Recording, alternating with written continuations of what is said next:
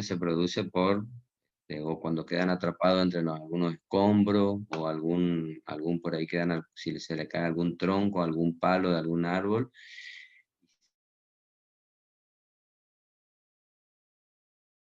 órganos internos.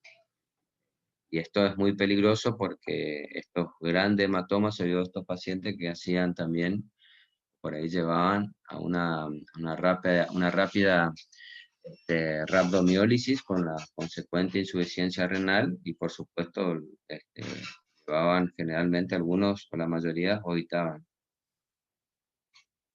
Este es otro tipo de lesión que pueden aparecer en las extremidades también. Fíjense ahí como el pulgar prácticamente con parte de la eminencia tenar está todo macerado, y prácticamente este dedo, tuvo un paciente que estuvo en aplastamiento, un paciente que trabajaba en un aserradero manipulando los troncos de los árboles, y que al manipularse le cayó el tronco y quedó atrapado su dedo pulgar, produciéndole este tipo de lesiones. El paciente tuvo que amputarle el pulgar, también con la incapacidad que lleva, porque no se olviden que los dos dedos más importantes de la mano es el pulgar y el dedo índice, son muy importantes para la pinza, para la presión. Y este paciente quedó sin su pulgar. Este también es otro tipo de lesiones donde van a ver este, gran hematomas, laceraciones, eh, livideces en el miembro, sobre todo en la parte distal, por población. Estos pacientes son evaluados a emergencia, son compensados hemodinámicamente, y después, bueno, viene la parte traumatológica en este caso, donde se hace una evaluación del miembro, se ve la viabilidad del miembro y se ve qué pronóstico puede tener. Y como les decía hoy, muchos pacientes pueden llegar incluso a una amputación en ese mismo momento del ingreso. La fisiopatología, como les decía, es poco clara. Se conoce qué pasa para que se produzca. Se necesita de compresión prolongada e intensa en el tiempo. Y la lesión principal que va a producir, perdón, es la del músculo. Esto tenemos que diferenciar de la lesión por oclusión vascular, de la no existencia de necrosis de piel y permanencia de pulsos distales, y de la lesión por impacto directo e intenso y de corta duración por las ausencias de lesiones de piel y tejido celular subcutáneo, característica de esta última. Entonces porque uno puede ver y viene, o si uno tiene un trauma, un traumatismo directo, también puede venir con un hematoma, pero no quiere decir que sea una lesión por aplastamiento. Por eso es lo que dice que hay que diferenciar y ver el antecedente, pero generalmente estos pacientes vienen ya con otras sintomatologías, y generalmente es traído por el tema de emergencias. No viene un paciente que tuvo o tiene un síndrome por aplastamiento caminando a la consulta por consultorio generalmente. Es un síndrome más parecido al síndrome compartimental, que ahora vamos a ver, que es el aumento de la presión en el compartimento. Hay oclusión del drenaje venoso, hay un mayor aumento de presión, necrosis del músculo afectado. Y en el síndrome por aplastamiento, esto es inverso. El daño muscular es producido por la presión externa continua. Las células musculares pierden la capacidad de controlar los fluidos, se edematizan, aumentando así la presión dentro del compartimento, siendo secundario el daño muscular. Por eso es la diferencia con el síndrome compartimental. ¿Cuál es la clínica? En el momento del rescate, generalmente o a veces no hay dolor ni malestar físico. El mayor problema que tienen estos pacientes es emocional, van a estar chocados, generalmente. Ahí si vieron algunas, digamos, películas, si bien por ahí algunos exageran, pero van a ver que lo que más el paciente tiene una alteración emocional, como dice ahí, pasando a segundo plano sus lesiones físicas. Luego aparece un déficit neurológico severo que puede estar evidenciado por la parálisis, que puede ser flácida o de los miembros afectados. Pueden tener sensibilidad en parches, o sea, la sensibilidad, perdón, va a ser en parches con pérdidas sensitivas al contacto y al dolor. Va a haber zonas del miembro que van a conservar la sensibilidad y otras zonas donde le van a tocar o él va a referir, el paciente, de que no siente, le van a pinchar, le van a acercar algo con temperatura y el paciente le va a decir que no siente y sin embargo por ahí 2 centímetros le van a hacer las mismas pruebas y el paciente siente calor, siente frío, siente el pinchazo. Entonces por eso se llama que la sensibilidad está en parches y eso hay que evaluarlo. Al principio no va a haber edemas, pero cuando aparece domina el cuadro clínico. Los pulsos distales presentes, pero a veces difícil de palpar por el edema. Si no pueden demostrarse, pensar en lesión vascular adicional. Si no podemos tratar de ver de que tenga el pulso, hay que pensar que aparte de las lesiones musculares y del edema que está teniendo, también ya está teniendo una lesión vascular. Va a haber un deterioro progresivo del estado hemodinámico que puede llevar a un shock hipovolémico, como les decía hoy al principio, y el paciente perder la vida.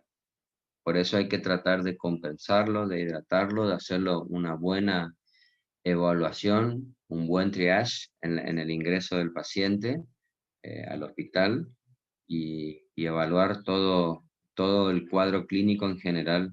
No a veces dejarnos llevar por lo que vemos, porque a veces, sobre todo las lesiones traumáticas, son muy, diríamos, como exageradas o se desesperan a veces, si viene el paciente con una fractura o con el miembro colgando, y muchas veces se despreocupan de lo que puede llevarle a la muerte del paciente, que es no controlar la parte hemodinámica. La piel celular subcutáneo no son lesionadas, pero el músculo está severamente dañado, con una necrosis. Nuestra orina es oscura por la cantidad de mioglobina presente. Hay que no confundir con hematuria.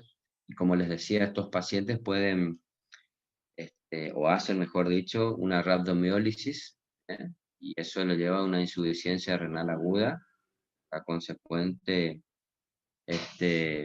complicaciones que esto lleva, inclusive muchos llegan a perder la vida, como les decía. El tratamiento es controvertido por la similitud con el síndrome compartimental y ha llevado a una fasciotomía precoz, no dando buen resultado.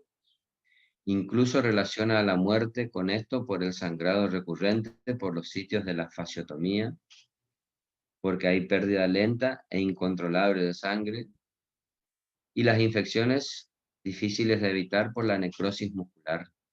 Las infecciones van a aparecer rápidamente porque el tejido muscular se necrosa, se empieza a necrosar, pierde la contractibilidad y empieza a comenzar el proceso infeccioso, que muchas veces eso también va a llevar a una muerte por una septicemia. La fasciotomía descompresiva, si la presión del compartimento está por debajo de los 30 milímetros de mercurio. Lo recomendable es resección muscular amplia del tejido necrótico. Muchas veces hay que sacar todo un grupo muscular o una celda muscular y hay que ser bastante agresivo porque si uno deja algún tejido muscular rosado o que no es un sitio de infeccioso y el proceso también sigue. Hay que tratar siempre de preservar el miembro dañado. Hay que hacer o tratar de la mejor manera para tratar hasta lo último de conservar el miembro, porque lo primordial es primero conservar el miembro, la función, pero si eso no se puede, lo primordial es conservar la vida. Y como dice acá, siempre es preferible una artrodesis a una amputación, pero hay muchas veces, como en algunas fotos que yo le mostré, que es imposible, diríamos, tratar de salvar el miembro porque ya viene o con muchas horas o tiene muchos daños en la parte blanda, tiene lesiones vasculares y no queda otro camino que lamentablemente realizar la amputación. Acá tendremos que hablar también y hacer la diferencia de lo que es el síndrome compartimental para saber diferenciar con las lesiones por aplastamiento. Síndrome compartimental es una condición en la cual la circulación y la función de los tejidos dentro de un espacio anatómicamente cerrado son comprometidos por aumento de la presión dentro de dicho espacio. Si no es adecuadamente tratado, va a conducir a una necrosis tisular, a un deterioro funcional permanente y, si es grave, a una insuficiencia renal y a la muerte. Acuérdense que acá generalmente se va a producir porque es un espacio osteomuscular u osteofibroso inextensible, por eso tiene las condiciones dadas para que produzca que se altere la circulación dentro de de ese espacio. Y esa es una de las diferencias con las lesiones por aplastamiento. Acá, como verán, tenemos el compartimento anterior, el compartimento externo, haciendo una ecografía para ver si hay algún compromiso. Como le decía, generalmente el sitio más frecuente de las lesiones o de los síndromes compartimentales es la pierna y el antebrazo. Hay otras zonas, después vienen otras zonas en menor medida. Puede ser en el pie, en la mano, en el muslo, en el brazo, pero al tener más compartimento, diríamos el antebrazo y la pierna, y más estrecho, más cerrado, la capacidad de distenderse, es donde cualquier causa, que ahora vamos a ver, pueden llevar a un síndrome compartimental. Es una que se mide la presión dentro del compartimento, que generalmente no se hace, acá no se hace en el medio, realmente más el diagnóstico es clínico, el antecedente, pero es un método que está escrito, que es colocar una aguja en el compartimento que está afectado para medir la presión intracompartimental. Y ahí se observa si hay aumento de la presión compartimental, se procede a realizar el tratamiento de menor a mayor.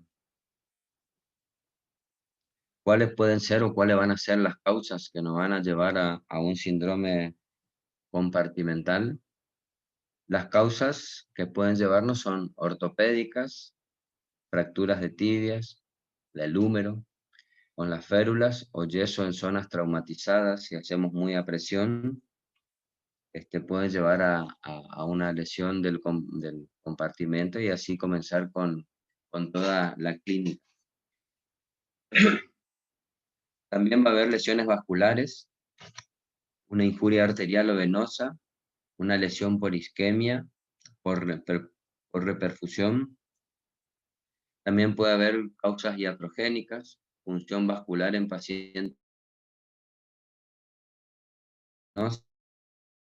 de drogas, injuria de tejidos blandos, compresión prolongada del miembro, síndrome por aplastamiento, que también puede producir un síndrome compartimental, quemaduras, envenenamientos, y una hipoteca. Todas estas causas pueden llevar a que uno físico eche de que el paciente está haciendo o está comenzando con un cuadro de síndrome compartimental. La fisiopatología lo que vamos a tener es injuria, primero es la injuria, un compromiso vascular, va a haber congestión venosa y microvascular. Esto nos va a llevar a una hipoxia, luego a la muerte celular y liberación del contenido. Vamos a comenzar con el edema, va a haber aumento de la presión intracompartimental. Esto hace que haya mayor muerte celular. No, esto nos va a llegar a una necrosis muscular y esto puede llevar a muerte, a amputación y esto dejarlo como secuela una incapacidad permanente. En el síndrome compartimental, acá como yo les describí, está bien cripto, diríamos, la fisiopatología, cosa que no es tan clara en las lesiones por aplastamiento, que se fueron viendo eh, causas y cómo se daba, pero no está bien descrita la fisiopatología. En cambio, en el síndrome compartimental, estos pasos se van cumpliendo hasta llegar, diríamos, al último paso, que es o una amputación, o a veces el paciente llega a la muerte, y quedando con una secuela de una capacidad permanente si solo se llega a la amputación. O a veces no se llega a la amputación, pero los miembros quedan rígidos, pérdida de la movilidad, también por ahí estéticamente el miembro queda porque hay que hacerle varias cirugías, al que a veces hay que sacarle piel celular, hay que hacer el injerto de piel, entonces también algunos por ahí estéticamente no quedan bien, pero funcional, queda algo funcional su miembro, no que le sirve para caminar con cierta dificultad, pero tiene su miembro, sobre todo su miembro inferior, como le decía hoy, que la pierna es el sitio más, junto con el antebrazo, más frecuente. La clasificación etiopatogénica de Madsen fue descrita en 1973, donde decía que podía producirse el síndrome compartimental por una disminución del tamaño del compartimento. ¿Qué se debía esto? Al cierre quirúrgico de defectos de la fascia. O sea, cerraban la fascia tan a tensión que esa misma, diríamos, cirugía o ese mismo acto en el tiempo le iba produciendo un síndrome compartimental. Un vendaje extenso o muy apretado es otra de las causas que vio que producía. La presión externa también vio que producía este tipo de lesiones porque ahí había disminución, el compartimento se achicaba y ahí es donde comenzaba a producir el síndrome compartimental. Otra causa que vio es aumento del contenido compartimental. O sea, ¿qué pasaba dentro del compartimento? Y vio que, por ejemplo, hemorragias, lesión de vasos mayores, o sea, sangrados, coagulopatías, hematomas a tensión, iban rellenando o iban llenando el compartimento y eso hacía que aumente la tensión dentro de ese compartimento y comenzar con la sintomatología.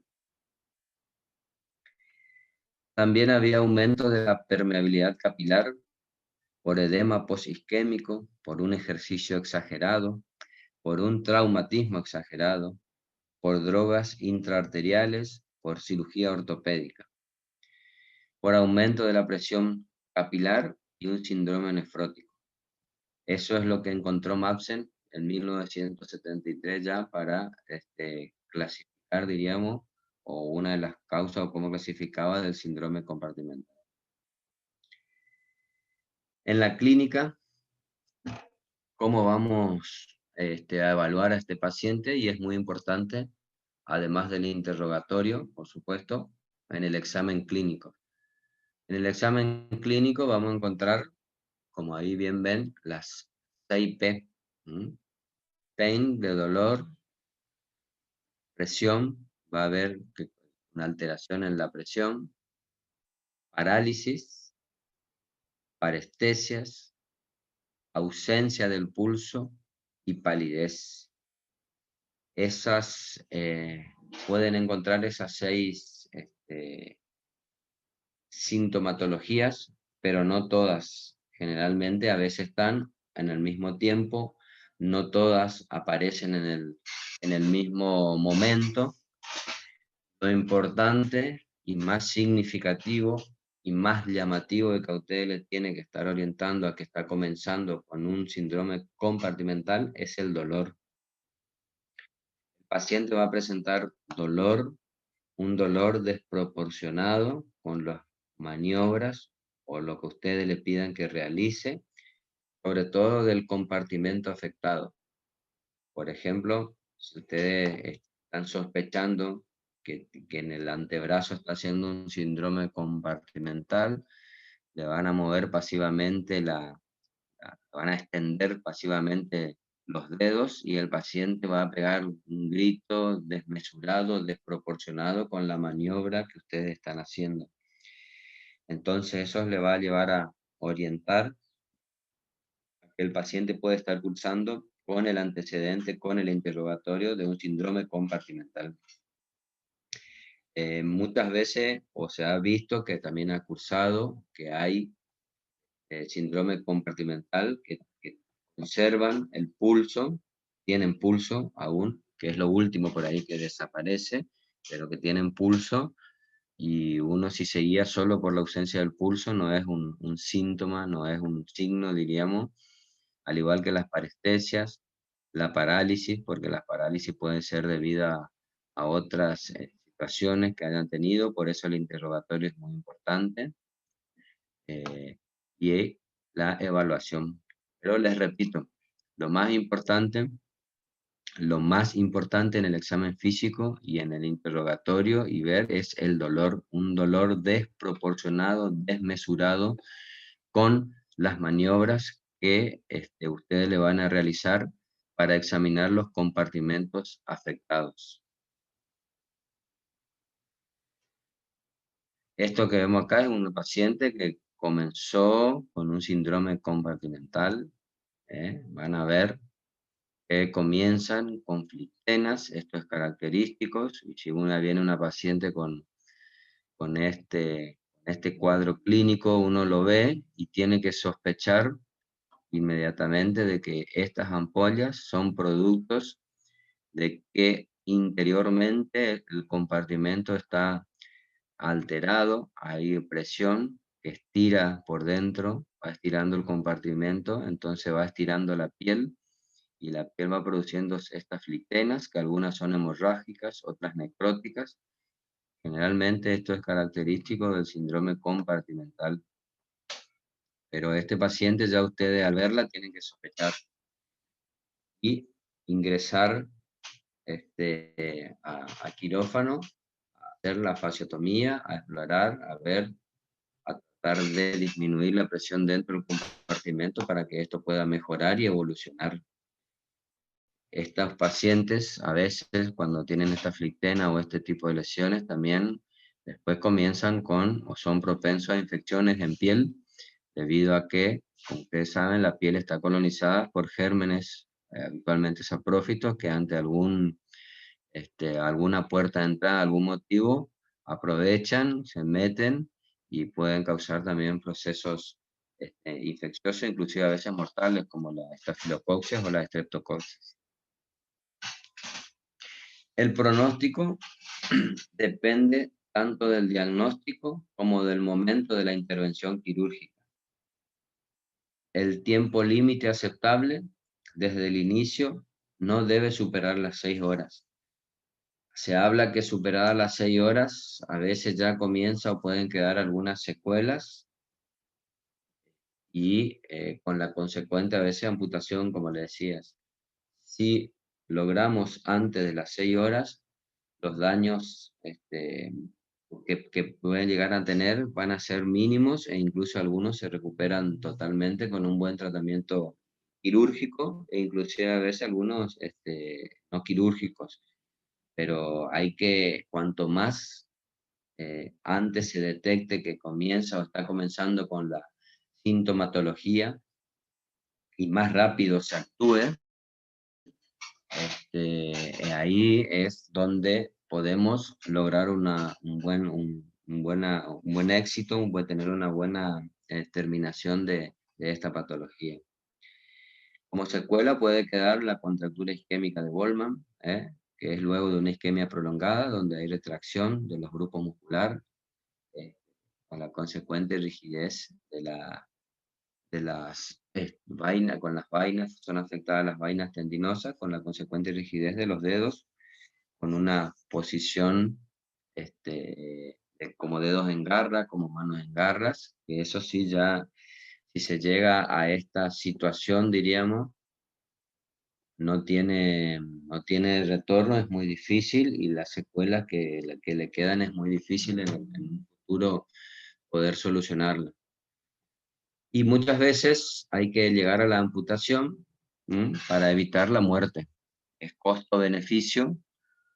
Hay que, si vemos que el miembro está muy afectado, prácticamente el tejido muscular está muerto, necrosado, bueno, la amputación es lo mejor viéndolo desde ese punto de vista, porque así pueden evitar que una gente muera. Y como le decía hoy, por ahí una amputación, una buena amputación, el paciente se puede equipar y con una buena ortesis hace una vida relativamente, o normal diríamos, hace normal su vida, nada más que no tiene su pierna o su pie.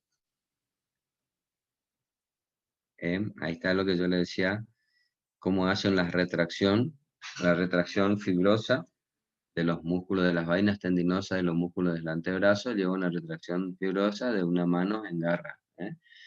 Esta es una posición de un paciente que tuvo un síndrome isquémico de Goldman, por eso se le hizo contractura, porque es como que uno esté cerrando el puño y esté imitando esa maniobra. Entonces, estos pacientes quedan secuelados permanentemente en esta posición de la mano y que, bueno, sobre todo si es la mano hábil, permanentemente incapacitado también va a quedar. Este es otro paciente donde también se ve unas secuelas, diríamos, de lo que es el síndrome compartimental. Y queda con esta actitud del miembro. Por ahí esto es un poco, llamémosle mejor, porque esto puede llegar a tener solución con alguna artrodesis, con algunas transferencias, porque medianamente su mano no está en garra, está abierta, pero si bien hay que sacar o disecar o sacar los músculos o las vainas lesionadas, de todas maneras acá lo único que por ahí quedaría es una mano posicional, ponerle una mano posicional para eventualmente que quede algo funcional, pero ya no va a quedar una mano normal. El tratamiento propuesto para lo que es el síndrome compartimental se hace en fasciotomía longitudinal del compartimento. La piel se deja abierta por varios días o semanas, se va cerrando de a poco. Lo importante es comprimir el compartimento. Ustedes pueden entrar hoy a quirófano, hacer la fasciotomía, dejarlo abierto. Abierto, mañana se ingresa, si se disminuye, se van haciendo puntos capitonados de aproximación hasta lograr o tratar de cerrar el compartimento y muchas veces, o la mayoría de las veces se logra, y a veces quedan defectos mínimos donde por ahí se hacen injertos de piel y se logra una buena rehabilitación del paciente. Hay que reponer la volemia, hay que mantener un medio alcalino para facilitar la eliminación de los productos de degradación por el riñón, eventualmente administración de manitol y de oxígeno hiperbárico. Eso se puede usar para el tratamiento del síndrome compartimental.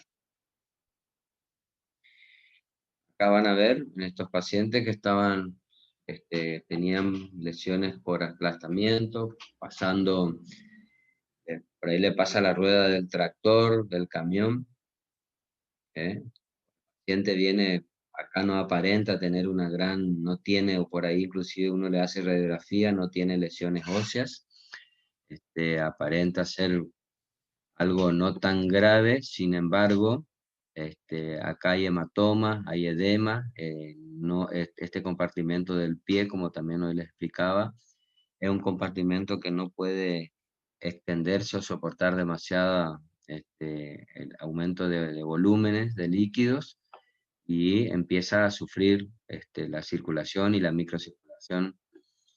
Como se ven acá, se hacen las fasciotomías, que son longitudinales, se deja así abierto el compartimento, se va dejando abierto y se va evaluando. Por supuesto que acá en el medio se ponen gasa furacinada y se venda, y al otro día se ingresa a quirófano y se va controlando de cómo va yendo, si disminuyó el edema, si mejoraron la sintomatología, si no hay más tejido necrótico, si hay tejido necrótico o si hay músculo que no se contrae, hay que retirarlo, hay que sacarlo. Todas esas cosas hay que tener en cuenta y eso se va viendo periódicamente con el ingreso a quirófano y se van cerrando las heridas de a poco, inclusive se pueden llegar a cerrar las heridas totalmente y prácticamente después quedarán cicatrices, pero funcionalmente el pie le queda bien y lograron salvar, diríamos, un miembro, porque si esto sigue, si la evolución, le dejamos a su libre evolución del síndrome compartimental, esto va a quedar todo con cianosis distal, con lividesis, se ocluye la articulación y después hay que realizarle una amputación. Si un paciente tiene una lesión acá en el pie, como se ve, o en todo el pie, hay que realizar ya una amputación infrapatelar, o sea, por debajo de la rodilla.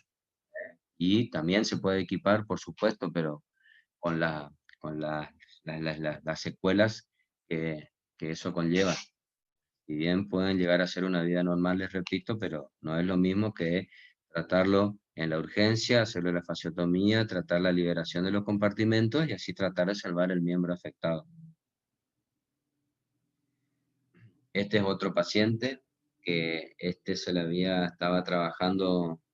paciente estaba trabajando en un aserradero, se le cayó un rollizo de un árbol, de un tronco, sobre el antebrazo y el brazo, vino de urgencia y hubo que abrirle los compartimentos. Acá ya esta es una foto donde medianamente ya se está cerrando el compartimento, ¿eh? No se logró por ahí o no se logra cerrar del todo y en esta parte se hace injerto, pero sí por lo menos se descomprime y se logra salvar el antebrazo, la mano y la funcionalidad del miembro. Si es necesario, hay que ser bien agresivo de entrada, siguiendo las líneas de incisiones quirúrgicas. Si es necesario, se abre también todos los compartimentos de la mano, se abre el antebrazo, se abre el brazo, se llega hasta el hombro inclusive, si es necesario, de acuerdo a qué sintomatología presente en ese momento el paciente. Entonces, hay que descomprimir y se abren todos los compartimentos, no solo el que uno sospecha, porque por ahí uno puede sospechar que el compartimento externo o el compartimento anterior está haciendo el síndrome. Sin embargo, hay que abrir compartimento anterior, compartimento externo y compartimento posterior. Todos los compartimentos, tanto del antebrazo, de la pierna, del pie o de la mano, todo hay que abrirlos para una mejor evolución y un mejor pronóstico de la viabilidad del miembro. Y ahí terminé la clase de lesiones por aplastamiento. No sé si alguien me quiere hacer alguna pregunta, alguna... Diego, no sé Sí, ahí tienen si habilitado el alguien quiere... micrófono.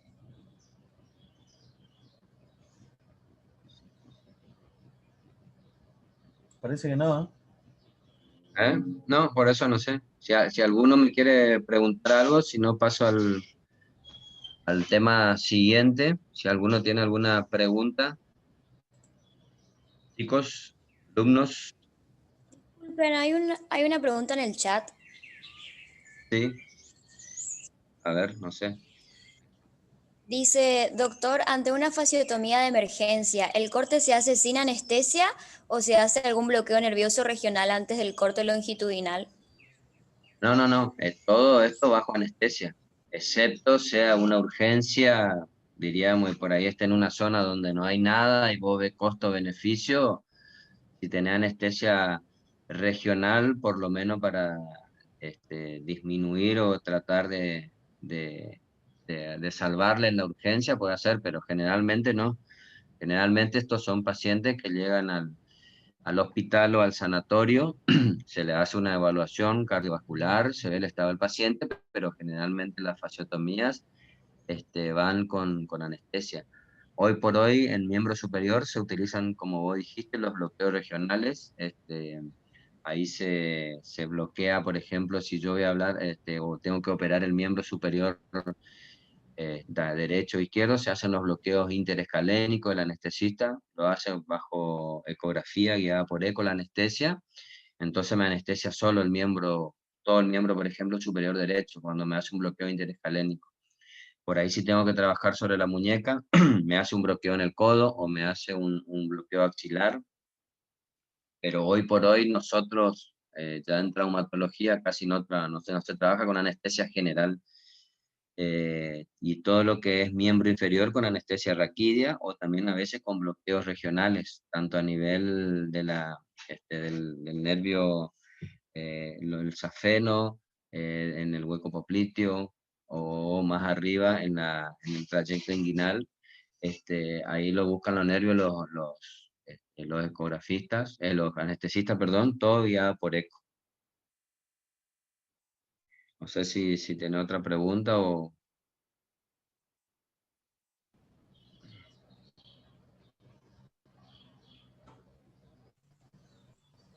no. Hay otra pregunta también, Parece que doctor, no. en el Bueno, chat. bueno, sí, decime, yo no tengo problema. Dice, doctor, en caso de que estemos frente a un paciente inconsciente, ¿qué es lo que debemos tener en cuenta principalmente para poder determinar el síndrome compartimental, teniendo en cuenta en que esta situación no puede referirnos el dolor intenso? Bueno, ahí vamos a tener que ver las lesiones que puede presentar, si el miembro está dematizado, el pulso, si tiene algunas lesiones sobreagregadas como fracturas, y el antecedente que uno sospecha por ahí el que lo trae la ambulancia o el familiar, diríamos, estuvo trabajando, se le cayó algo, estuvo a raíz de eso, como dice, está inconsciente, perdió la conciencia porque aparte tuvo un traumatismo de cráneo. Va a haber la desproporción del miembro, diríamos, sano con el afectado. Va a haber mucho edema, como les decía hoy, va a haber mucho edema, entonces a veces es difícil, pero uno ya sospecha, va a estar atención, y por ahí, como les mostré hoy, muchos pacientes, si pasan muchas horas, pueden venir con flictenas, que ese también es un signo clínico que uno lo puede ver, que la piel, que el miembro está sufriendo, y es un signo clínico, diríamos, hay que evaluar eso, pero generalmente uno lo ve que hay una asimetría, lo principal es que hay una asimetría, puede haber hematomas, a veces no, pero puede haber hematomas, puede haber, como le mostraba en el pie, en la última diapositiva, que en el pie puede haber livideces, que a uno le lleven a sospechar, está tenso, uno lo va a tocar, no es un edema blando, está muy tenso el compartimento, si uno le toca la pierna, prácticamente el dedo no entra, distinto a un edema blando. Todas esas cosas, más el antecedente de quién lo trae, si es la ambulancia, de dónde lo encontró, porque él lo encontró en la ambulancia en la calle, por ejemplo, también te va a referir el que lo trae o a veces el familiar mismo. Entonces, toda esa situación va a llevar a que uno sospeche, más el estudio, por ahí Si lo tiene, por supuesto, si el paciente entra, hay que hacerle radiografía para descartar que no tenga fractura. Si tiene fractura es otro signo que nos va a llevar a que pensemos y si el paciente está inconsciente de que posiblemente esté haciendo, y según la región, porque no es lo mismo, le decía hoy, una fractura de fémur, si vemos que el fémur al hacer compartimentos más grandes, tolera más, si hay sangrado, la hemorragia o por la fractura, tolera más la cantidad de sangre que puede albergar a una pierna, entonces todo eso nos va a llevar a sospechar de que está haciendo o comenzando con un síndrome compartimental. Y también si tenemos a mano en la emergencia, se hace una ecografía donde se ve si hay líquido, dónde está el líquido, en qué compartimento está el líquido. Y bueno, ahí si las condiciones del paciente lo permiten para recibir algún, o a veces a través de un bloqueo regional, como bien decías, se le hace o se comienza con la fasciotomía.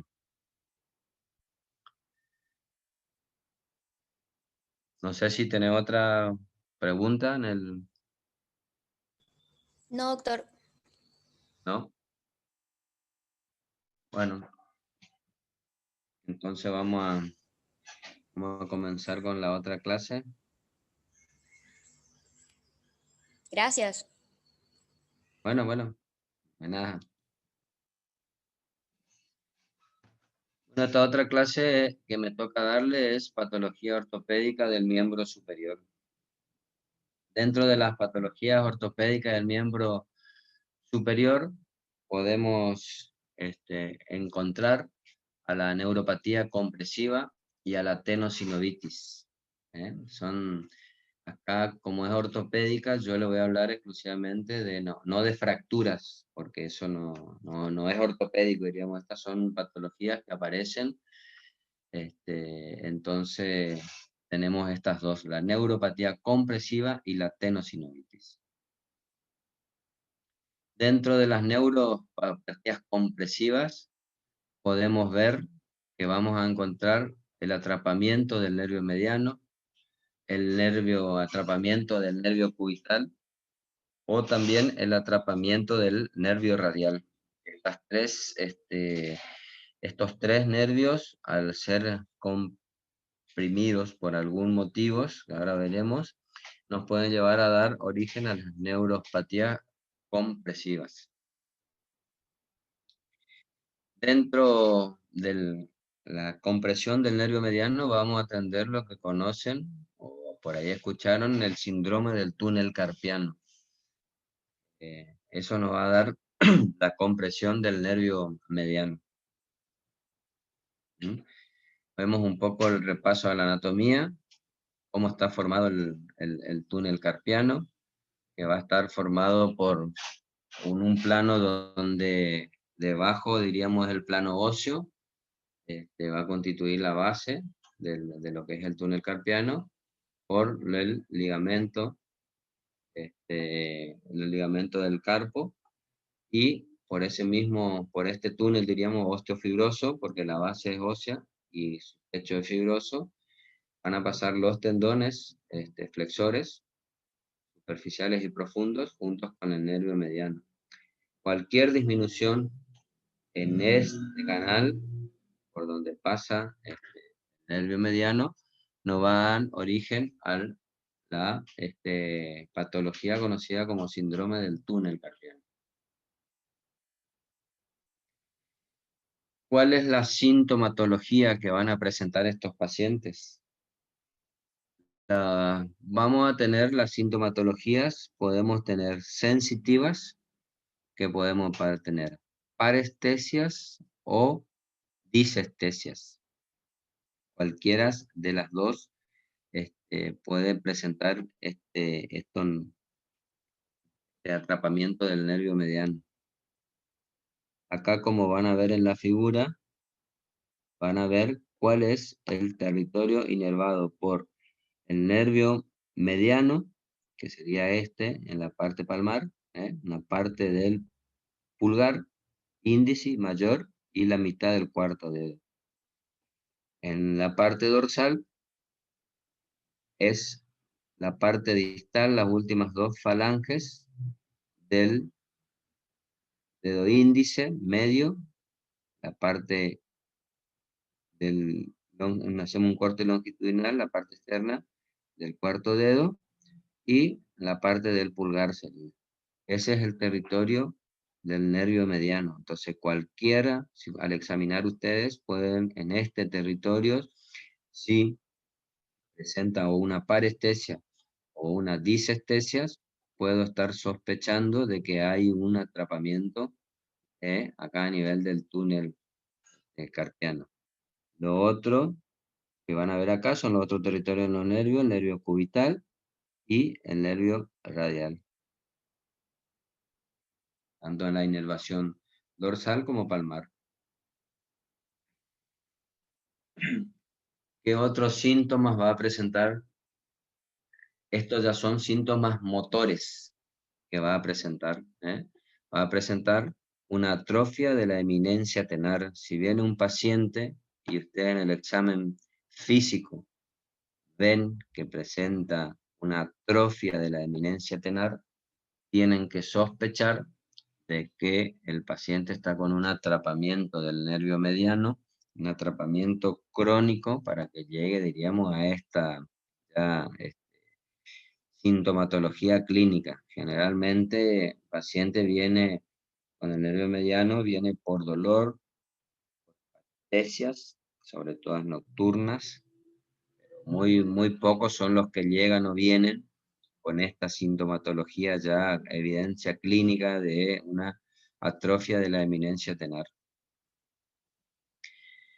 ¿Qué maniobras vamos a hacer? Maniobras semiológicas para detectar que el paciente esté o esté comenzando o esté teniendo un síndrome del túnel carpiano. Se realiza la maniobra de Tinel. Maniobra de Tinel, ¿en qué consiste? En percutir o con el dedo sobre el ligamento del carpo, transverso del carpo. Se hacen maniobras de percutir con el dedo, y entonces el paciente puede, al realizar esto, el paciente nos puede referir unas parestesias o como electricidad en el trayecto del nervio mediano.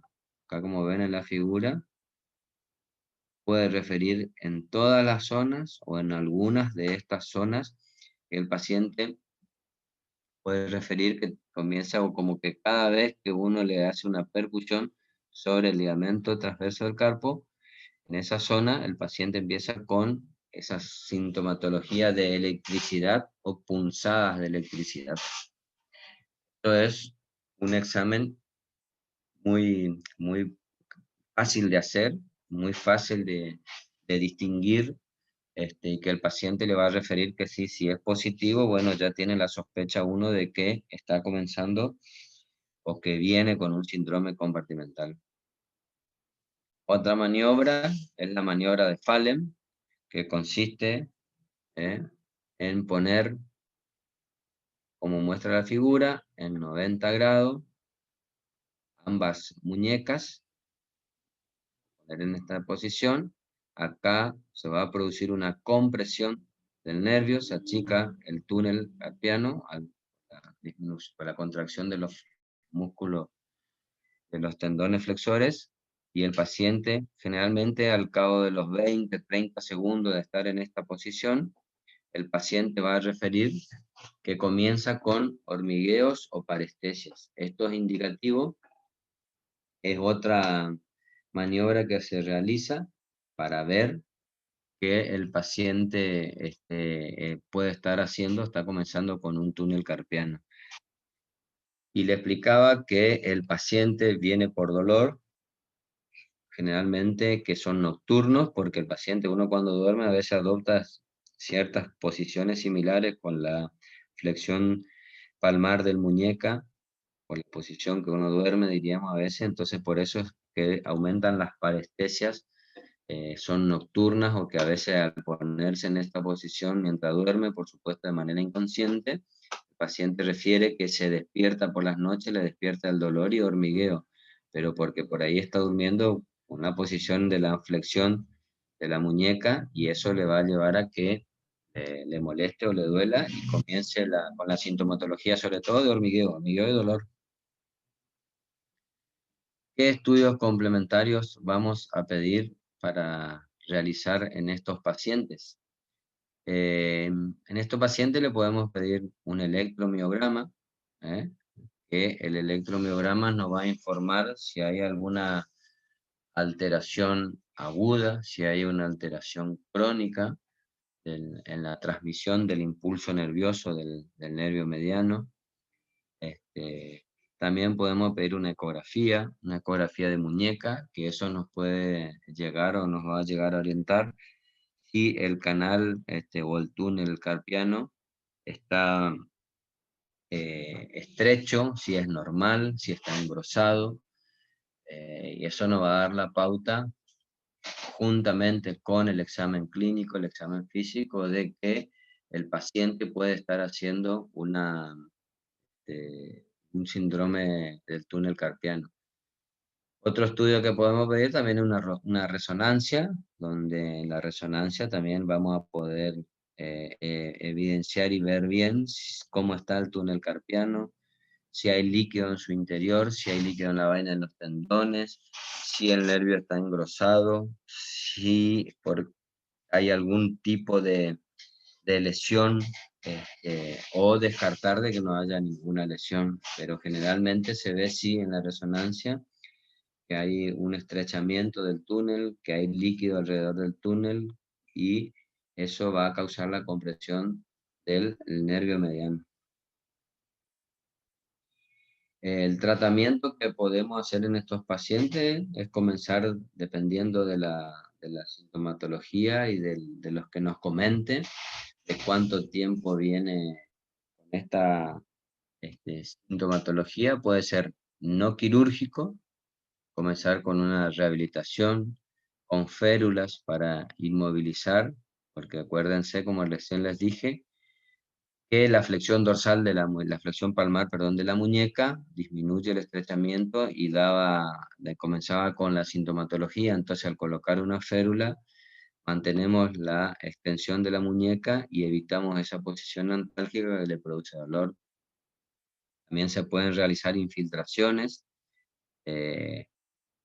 pero las infiltraciones no son muy efectivas porque una vez pasado el efecto de lo que uno infiltra, generalmente, al ser un efecto mecánico, la disminución del túnel o el canal carpiano, estrechamiento, entonces no va a tener buen resultado.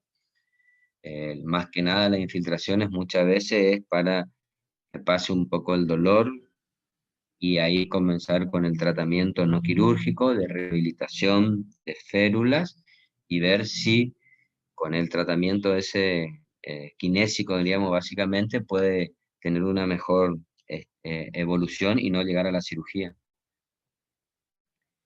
Y en la cirugía, si llegado el caso a la cirugía, porque no hay otra opción o no anduvo o no respondió al tratamiento no quirúrgico, se hace una apertura del ligamento transverso del carpo, se libera el nervio mediano y automáticamente en el postoperatorio el paciente ya refiere que le pasó el dolor. Eso es lo primero que, una vez recuperado de la anestesia, diríamos, refiere que ese dolor intenso que tenía ya no tiene. Por ahí las parestesias se le pueden continuar un periodo de tiempo, porque acuérdense que cualquier nervio va a producir, básicamente lo que está produciendo es una neuropraxia. Una neuropraxia, que a veces las neuropraxias son transitorias.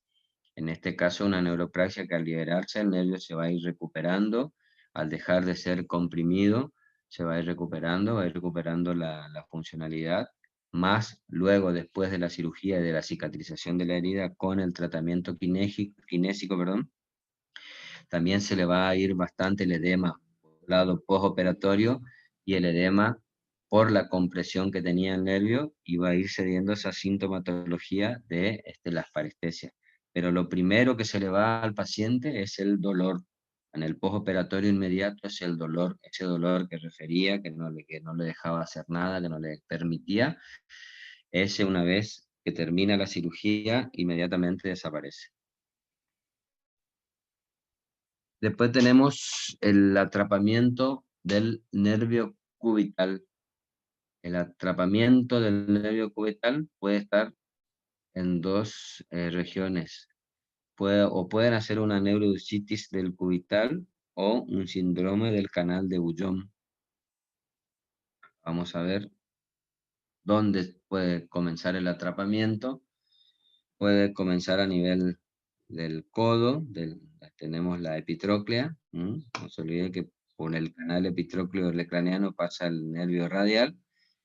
Puede producirse alguna alteración por algunas fracturas, por algunas cirugías. Puede luego quedar atrapado y producir, o a veces por un material de osteosíntesis, quedar cerca de algún tornillo, al borde de la placa, cerca del nervio cubital, y puede producir la neurodersitis del cubital. Y en el otro lugar donde va a sufrir el atrapamiento es en la muñeca, es el síndrome de canal de Bouillon, a nivel de la parte del cubital, ahí en el canal cubital. Entonces, esos dos lugares son donde van a producirse los atrapamientos del nervio cubital. Hay que tener en cuenta con los antecedentes, sobre todo en esta zona, si tienen antecedentes de cirugía o de fracturas, que pueden producir la neurodersitis del cubital, al igual que en el conducto canal de Bouillon. La sintomatología que van a presentar también estos pacientes van a ser sensitivas, como el túnel carpiano, que van a presentar parestesias o disestesias. Nada más que acá va a cambiar el territorio inervado por el nervio cubital. Van a ver acá en lila, van a ver en la parte palmar, que ocupan la parte de la eminencia hipotenar, el quinto dedo y una parte del cuarto dedo. Y en la parte dorsal van a ver que ocupan quinto dedo, la región dorsal del quinto dedo y una parte del cuarto. Eso es pueden presentar conjuntamente también parestesias o disestesias. ¿Qué es lo que vamos a ver en los signos motores de estos pacientes? Vamos a ver una atrofia de la eminencia hipotenar en este caso. Puede haber una, ¿cómo se llama? Mano en predicador, una flexión del quinto y cuarto dedo. Puede haber una atrofia de también los músculos interóseos, puede haber. Entonces, en la parte clínica, cómo el paciente puede venir. Todo eso, más el examen clínico, otra vez, nos van a hacer la sospecha de que el paciente puede estar cursando o presentando una alteración o un atrapamiento del nervio cubital. Signos que vamos a tener es el signo de Fromen y de Wartenberg, donde al paciente se le pide que haga esto, que junte y separe los dedos. No va a poder porque el paciente está teniendo un déficit motor, para aproximar el dedo. Otra cosa es la de estirar el papel que quiere poner. También le van a poner un papel, estirar la fuerza y van a ver que de un lado, al estirar el papel, no tienen una buena prensión, diríamos. Esos son los signos de que van a examinar en este paciente. Los estudios complementarios también que se van a pedir, como les decía, tenemos el electromiograma, que también nos va a dar o nos puede dar alguna alteración o si hay alguna lesión crónica en el territorio del nervio cubital. Una RX, como le decía hoy, ¿por qué? Porque hay que ver si el paciente no tiene alguna secuela de alguna fractura que haya hecho que se altere el canal por donde va el epitropio olecraniano, sobre todo si tienen fracturas supraintercondilias de húmero, para ver si no tiene alguna alteración y de esa manera comprometer y me puede llevar más adelante a la neurodositis del cubital. Una ecografía, también muy útil para ver si no hay líquido, si hay algo en el cual el nervio me está siendo atrapado. Y una resonancia. Como les decía hoy también, la resonancia es muy importante porque la resonancia me va a permitir ver, si acá pueden ver, acá donde van a ver que viene en el trayecto del nervio, es donde está sufriendo un atrapamiento en esta instancia a nivel del canal epitropio olecraniano. Entonces, teniendo todos esos estudios, lo puedo concluir con el paciente de que el paciente está o está realizando un atrapamiento o algún síndrome del nervio cubital. El tratamiento también puede ser no quirúrgico, con rehabilitación, con férulas, con infiltraciones, como le decía hoy, para ver y evitar muchas veces a ver si no se llega a la cirugía. Pero generalmente, como son síndromes compresivos por alguna alteración, la mayoría de estos pacientes llegan al tratamiento quirúrgico porque hay que descomprimir y es la única manera, la descompresión del atrapamiento nervioso que va a llevar a que tenga una buen fin. Las cirugías se va a hacer a nivel del codo. Hay que ver dónde está el atrapamiento y liberar al nervio cubital. Muchas veces se hacen las transposiciones del cubital si uno tiene que operar en una cirugía de una fractura supraintercondilia, justamente para evitar a futuro que aparezca la neurodositis del cubital. Intraoperatoriamente se busca el nervio, se diseca, se repara el nervio cubital a nivel del codo, se reduce la fractura, se coloca el material de osteosíntesis y lo que se hace una transposición del nervio cubital. Se lo corre un poco de su lugar, se transpone hacia otro lado para que juntamente el material utilizado de osteosíntesis no llegue a producir a futuro la neurodositis del cubital.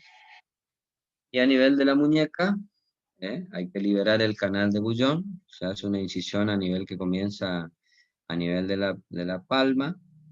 Acuérdense que en la mano generalmente hay líneas que seguir, son generalmente como zetaplastia, las incisiones en zetaplastia. Se hace una incisión, se libera en este sector al ligamento del carpo, para así también descomprimir al nervio cubital a nivel de la muñeca y liberar, y de esa manera liberarlo de la sintomatología.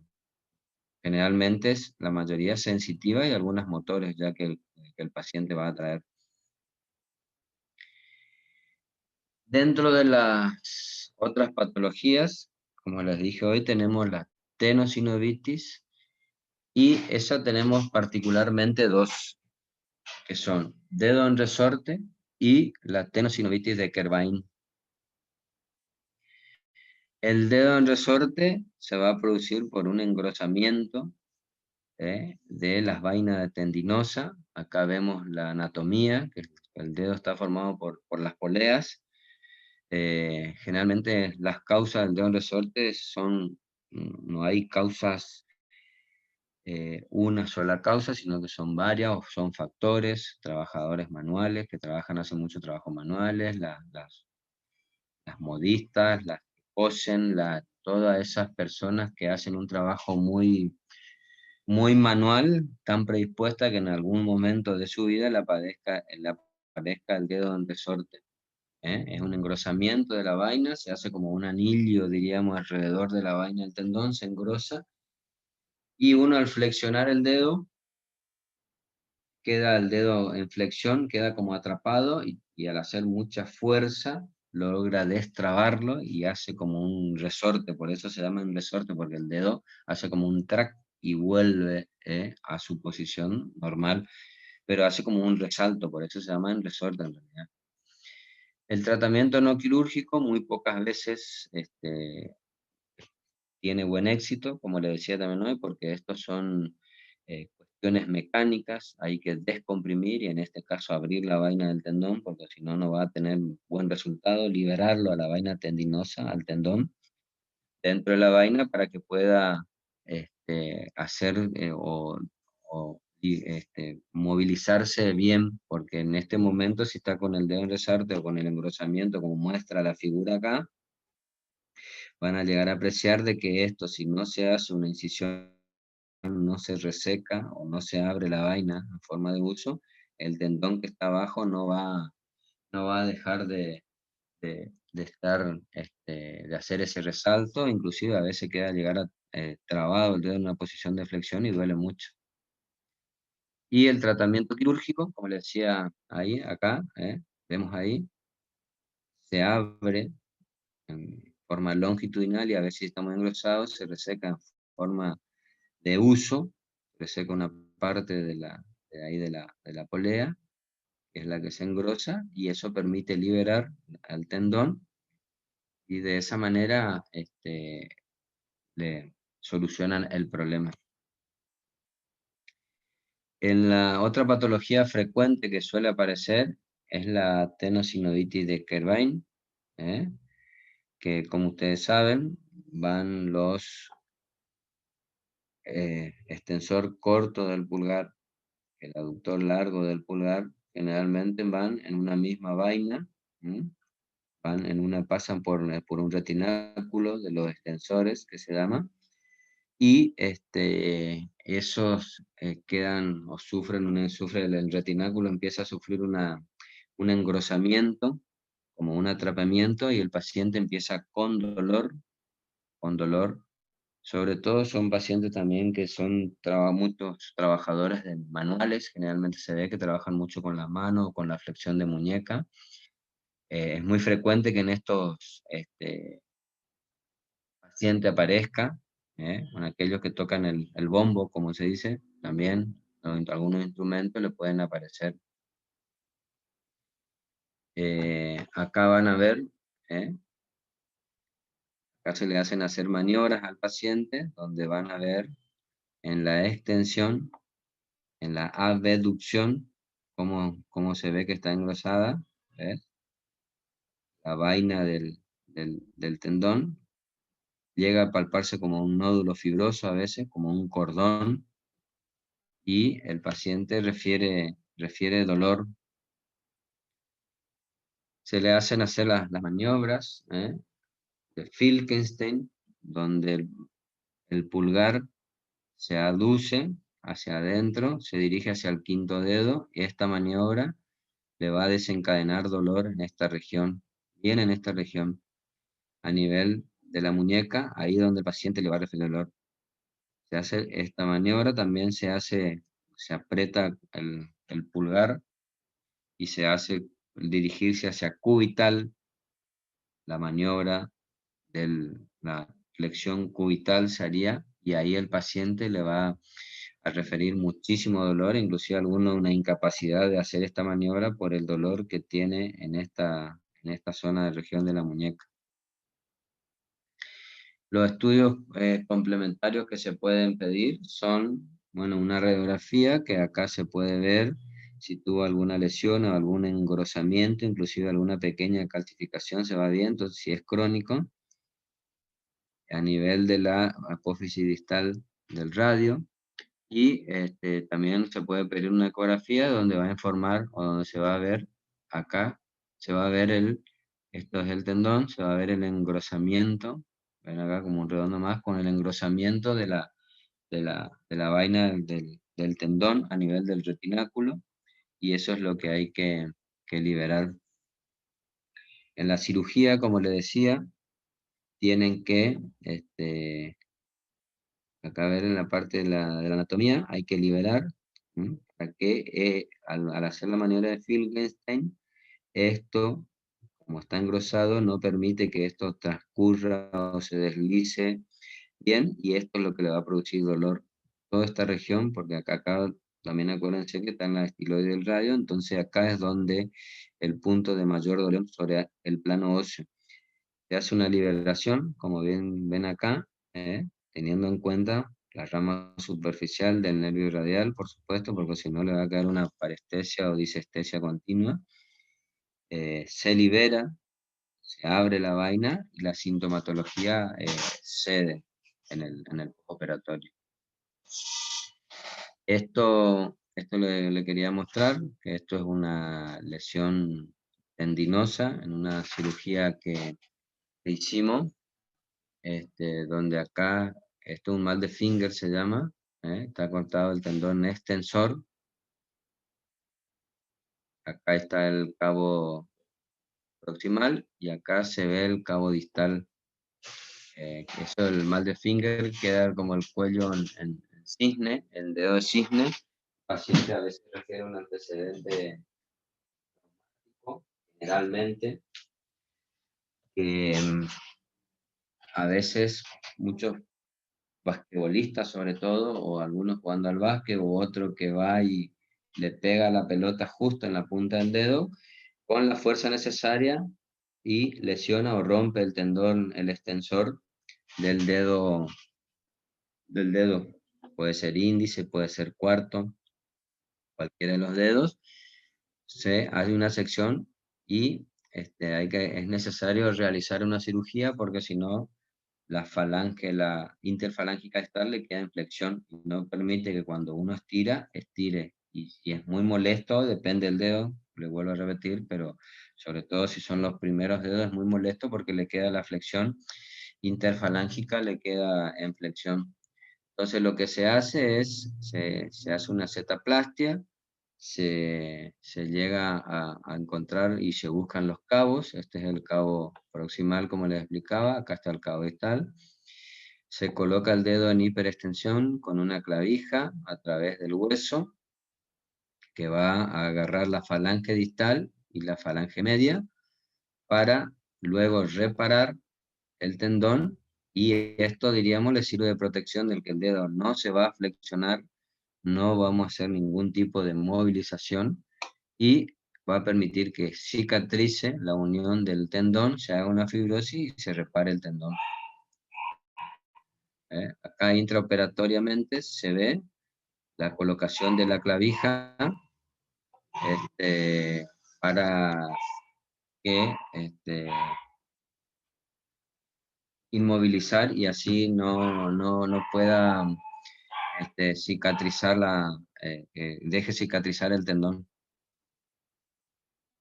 Acá ya está la cirugía terminada, acá van a poder observar la clavija, acá se hizo la sutura porque se hacen los cortes por las zonas, como le decía, como setaplastia, para tratar de que no queden cicatrices y que no intervengan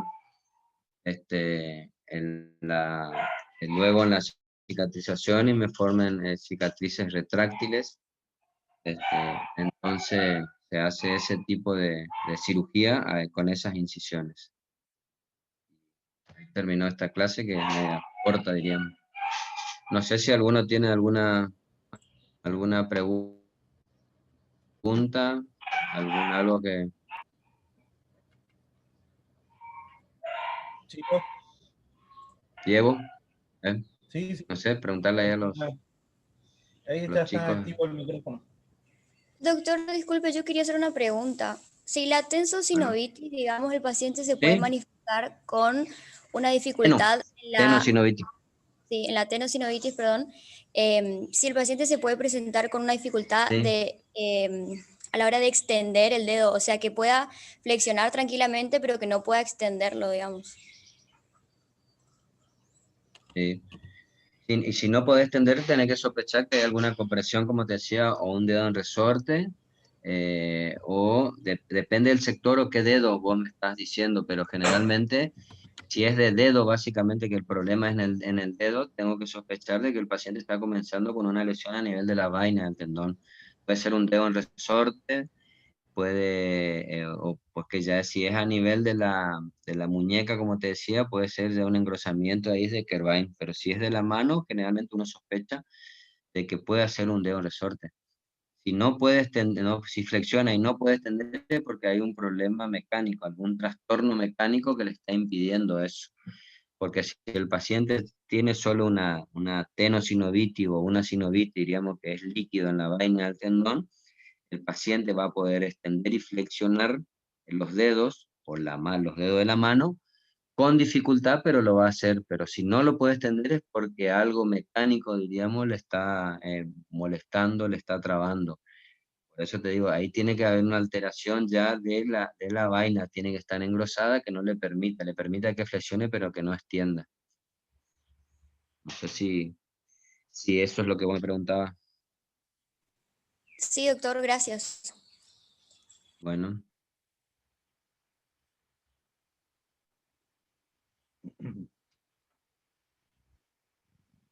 Chicos, ¿alguna otra duda?